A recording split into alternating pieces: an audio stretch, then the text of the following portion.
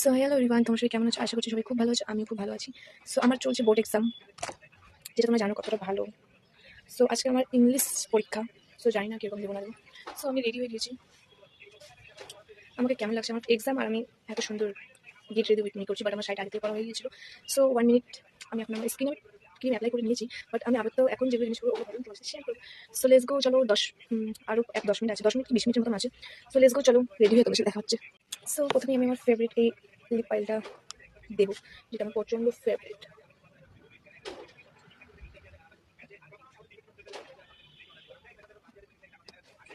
তো তোমরা দেখতে পাচ্ছ এটার গ্লোটা কতটা ভালো।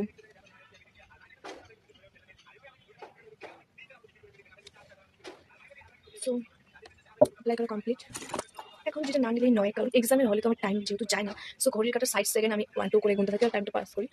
সো এটা তোমাকে করতেই হবে। কি বলবো আর।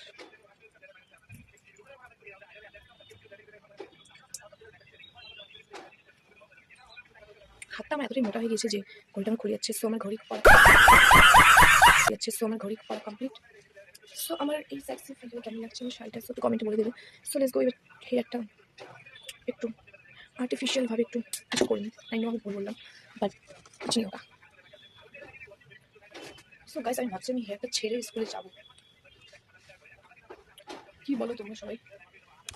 সো গাইস, আমি চুলটা কীভাবে যাবো সেটা নিয়ে প্রচুর কনফিউজ। সো আমার এই বেবি সেক্সি হেয়ারগুলোকে পাই থাকবে। আর এটা